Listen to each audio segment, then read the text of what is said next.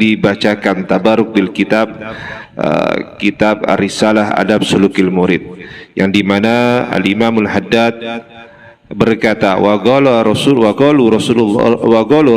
sallallahu alaihi wasallam, ad-dunya sijinul mu'min wa jannatul kafir, walau kanat tazinu indallahi janaha ba'udatin ma saqa kafiran minha syarbata ma'in. Maqalah Nabi Muhammad SAW. Ini tegas sekali ya, Rasulullah SAW bersabda kepada kita. Jadi dunia itu, ujarnya baginda Nabi Muhammad SAW, adalah penjara bagi orang-orang mukmin. Jadi dunia ini adalah penjara bagi kita yang beriman, bagi orang-orang Islam, bagi orang-orang yang beriman kepada Allah, beriman kepada baginda Nabi kita Muhammad sallallahu alaihi wasallam, dan surga bagi orang-orang kafir. Ya. Seandainya dunia di sisi Allah Subhanahu wa taala sama dengan sayap seekor nyamuk, tentunya Allah tidak akan memberi minum kepada orang kafir seteguk air pun. Ya, jadi tenang aja, tempat kita ini orang-orang mukmin bukan di dunia. Dunia ini hanya persinggahan. Dunia ini hanya sementara. Surga abadi selama-lamanya. Tempat kita orang mukmin di surga. Ya, jadi dunia ini penjara. Jadi yang namanya susah di dunia ya wajar bagi orang mukmin.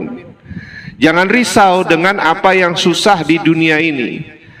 Dikatakan oleh Allah Subhanahu wa taala, zuyyinal lilladzina kafarul hayatud dunya wa yaskharuna minal ladzina amanu walladzina taqaw fawqahum yaumal qiyamah.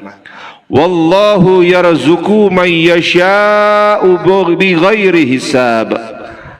Ini Allah Subhanahu wa taala berfirman, kehidupan dunia dijadikan terasa indah dalam pandangan orang yang kafir. Orang-orang kafir, orang kafir memandang dunia ini indah.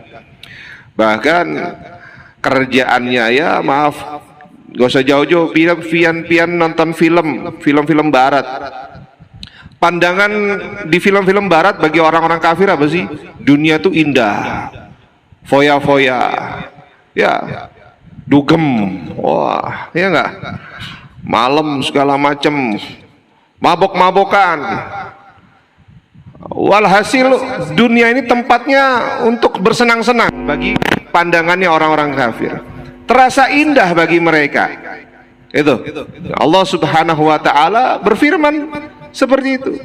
Berkata langsung kepada kita di dalam surat Al-Baqarah ayat 212. 212 ya.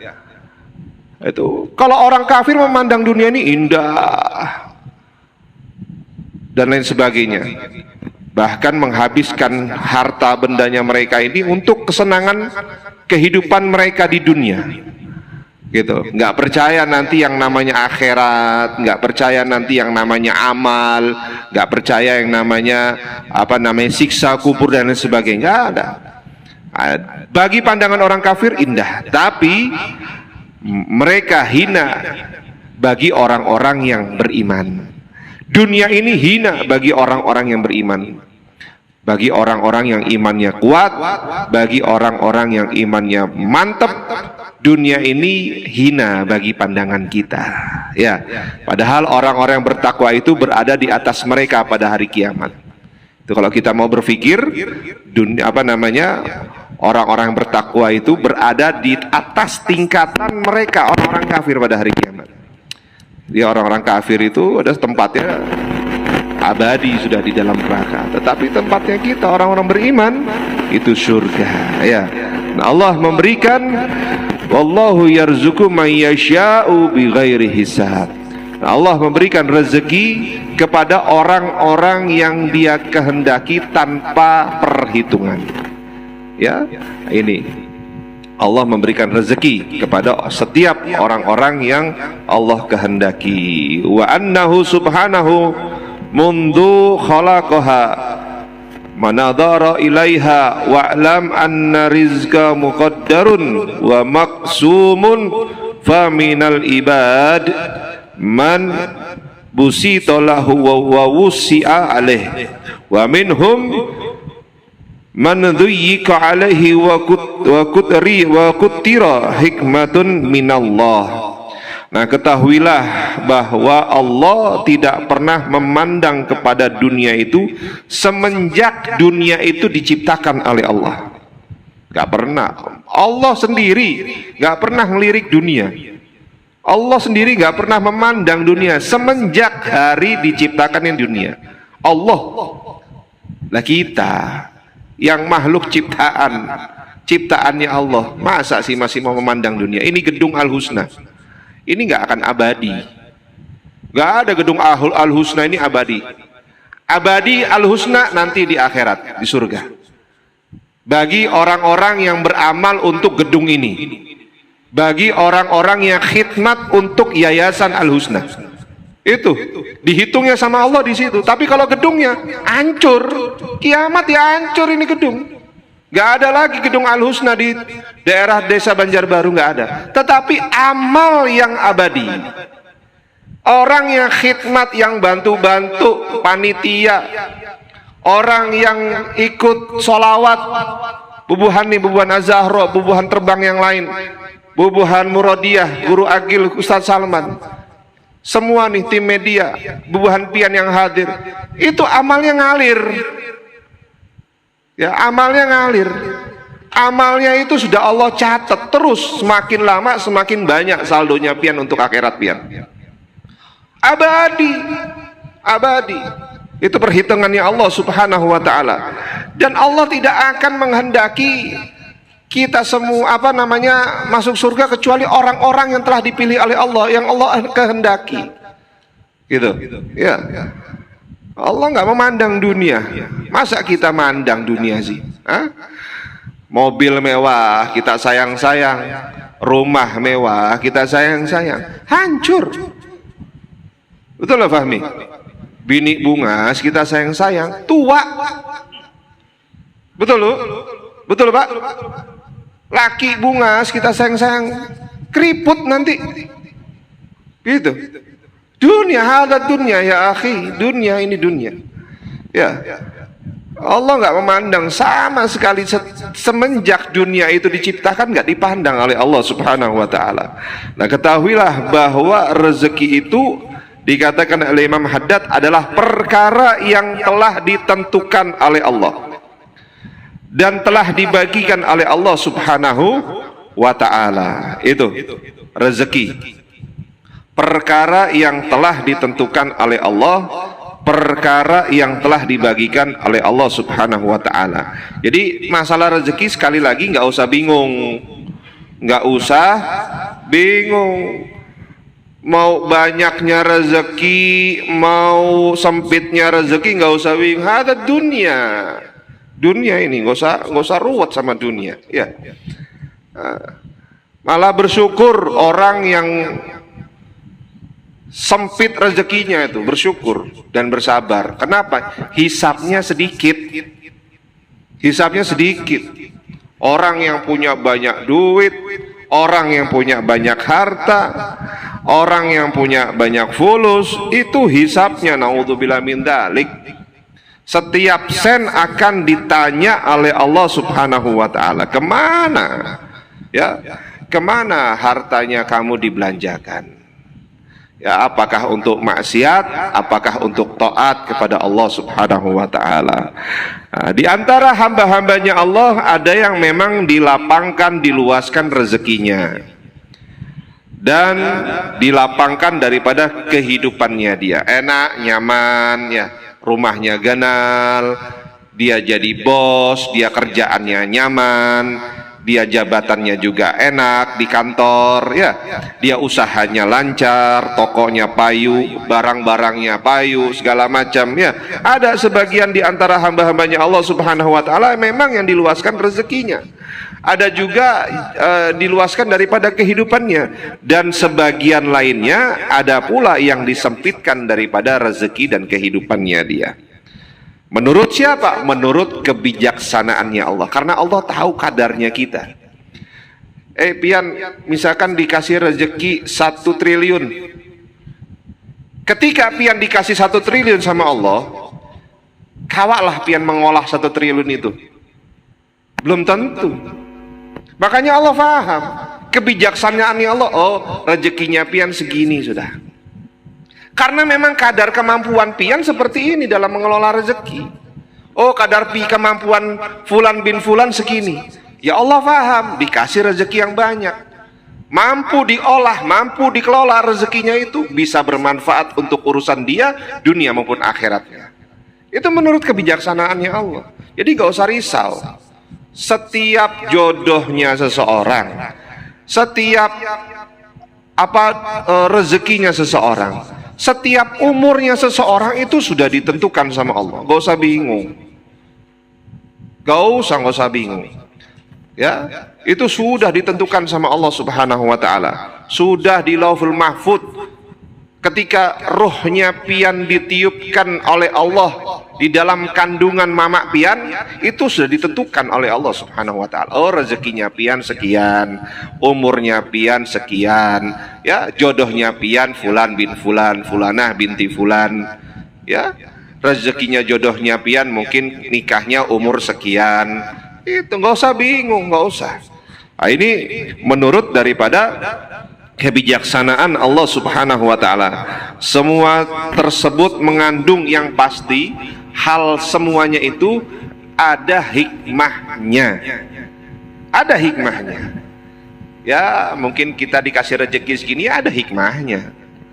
Ya mungkin hikmahnya ya seperti saya bilang tadi, kalau saya dikasih uang 1 triliun belum tentu saya bisa mengolahnya dengan baik, dengan benar. Bisa jadi uang 1 triliun itu malah menjerumuskan ulun ke dalam jurang nerakanya Allah, ke dalam kemaksiatan, ke dalam kemungkaran. Ya makanya Allah memberikan rezeki segini, ada ini hikmahnya. Begitu ya, nggak usah risau. Lalu kemudian kalau kamu termasuk di antara orang-orang yang disempitkan oleh Allah daripada rezekinya, maka dikatakan oleh Imam Haddad di dalam kitabnya, kamu bersabar. Sabar sudah. Sabar, tenang, nggak usah galau, nggak usah sumpek sama duit yang sedikit itu. Nggak usah. Terus ikhtiar, terus berdoa kepada Allah, jangan pernah putus-putus.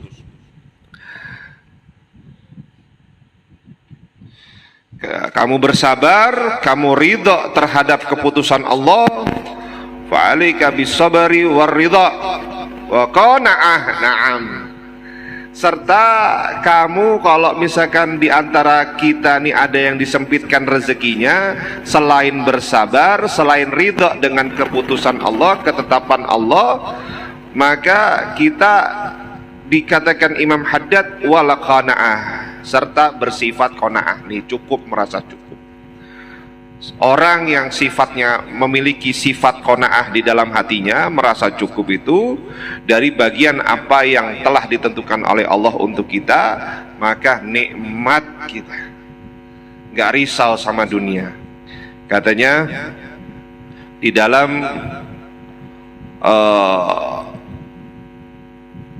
hadis baginda Nabi kita Muhammad SAW,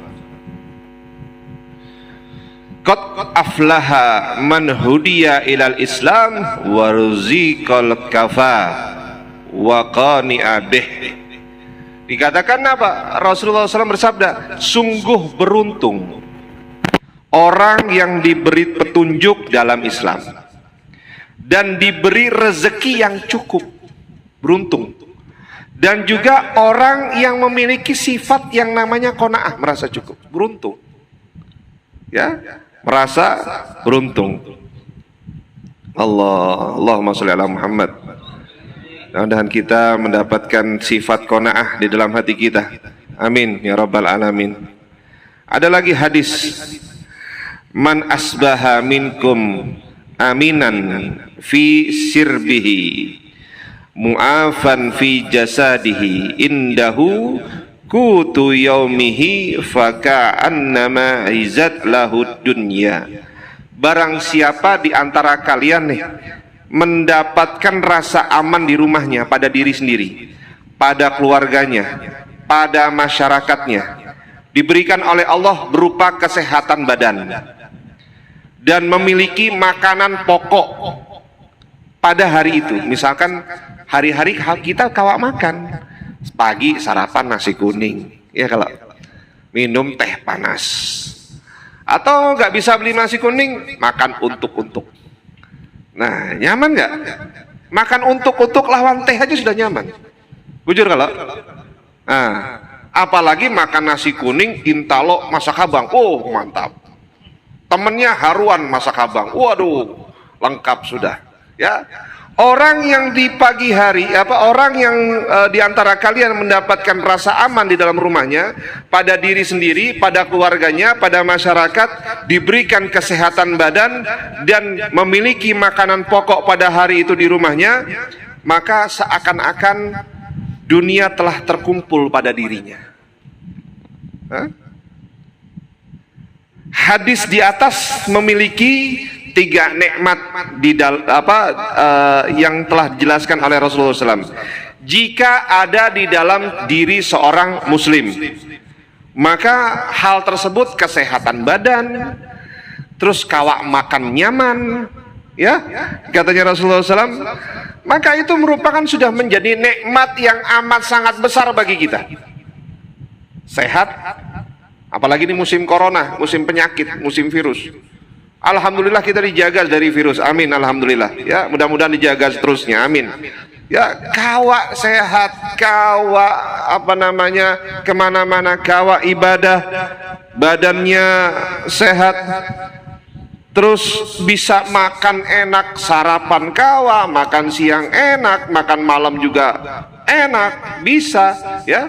Maka itu merupakan nikmat yang sudah sangat besar untuk kita. Siapa yang di pagi hari itu mendapatkan 3 nikmat daripada seperti yang disebutkan oleh sabdanya baginda Nabi Muhammad SAW, rasa aman di dalam rumahnya, badannya sehat, lalu kemudian bisa makan nyaman sehari 3 kali, ya, maka ia telah memiliki dunia beserta isinya. Itu orang kaya tuh kayak gitu tuh, orang sugih. Ya, kalau itu sudah pian, sugih itu bukan dilihat dari harta. Kata Nabi Muhammad SAW, ya, pian aman di rumah, badannya sehat, kawak makan seadanya, itu sugih sudah. Allahumma sholli ala Muhammad.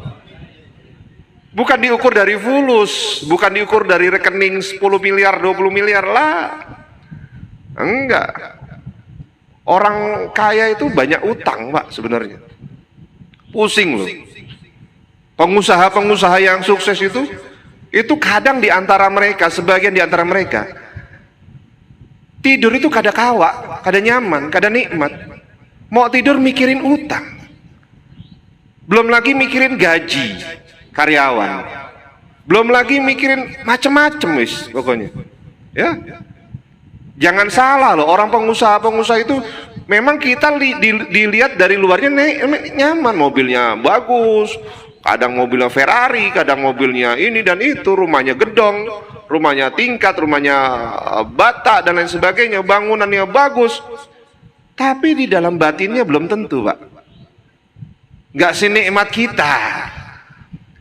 Ya, kitanya nyaman di rumah, aman di rumah, badannya sehat, makan kawak sehari 3 kali, enak sudah, gak kepikiran apa-apa.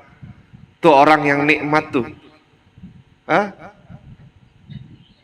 Mungkin ya ulun sama seperti pian, artinya di rumah aman, alhamdulillah dikasih badan sehat, kawak makan sehari 3 kali, itu udah nikmat sekali. Itu ibaratkan kita mendapatkan dunia beserta isinya, itu sudah, ya. Nah, itu jadi kalau orang-orang yang sudah memiliki sifat cukup, nah ini sudah selesai dah, perkara dunia selesai, ya. Dengan apa yang Allah telah tentukan pasti kita ridho, dengan sabar ketika kita diberikan daripada kesempitan, daripada rezeki untuk kita. Dan apabila di antara kamu adalah orang-orang yang diluaskan rezekinya, katanya Imam Haddad, maka kamu mengambil secukupnya saja, secukupnya daripada dunia itu, sekedar hajatnya kita, ya, dan keperluannya kita daripada rezeki tersebut.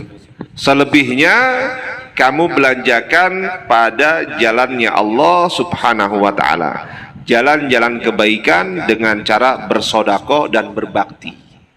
Berbakti kepada tuan guru, berbakti kepada orang tua, berbakti kepada habaib, ya, berkhidmat kepada mereka, ya, kamu sedekahkan harta kamu untuk membantu perjuangan dakwahnya mereka. Itu luar biasa nikmat, ya. Dikatakan bahwasanya Rasulullah SAW bersabda, man akhadha minad dunya fawqa ma yakfihi akhadha hatfahu wa huwa la yash'ur.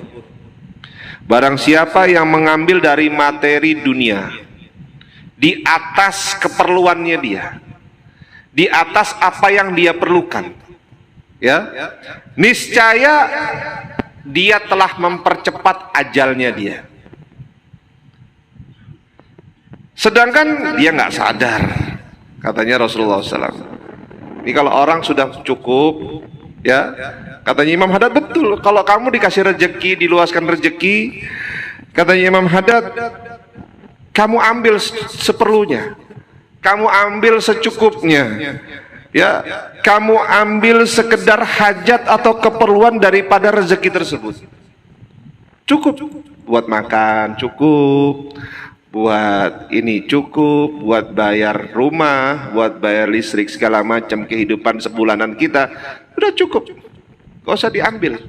Nah, orang yang mengambil, katanya Rasulullah SAW, dari materi dunia di atas keperluannya, maka dia telah mempercepat ajalnya dia. Ini perhatikan nih hadisnya Nabi Muhammad SAW, ya. Orang yang mengambil materi dunia di atas kebutuhannya, dia mempercepat ajalnya. Sedangkan dia nggak sadar. Katanya saya punya guru, saya ingat ya, kalau rezekinya seseorang sudah sempurna, nggak lama dia meninggal. Paham ya? Rezekinya manusia ini sudah sempurna, ajalnya itu cepat. Gak lama dia meninggal, ya. Ini hati-hati nih. Ini kalau kamu dikasih jadi orang kaya, yang gak usah, artinya gak usah nampakin kekayaan kamu, secukupnya aja sudah. Selebihnya buat apa? Buat akhirat. Nyumbang ini, sedekah ini, bantu ini, bangun ini, ya, perhatikan anak-anak yatim dan lain sebagainya. Hadza dunia. Paham tuh? Paham ya? Taib. Sedekah dan juga berbakti. Wallahu a'lam bissawab. Insyaallah kita lanjutkan lagi minggu yang akan datang.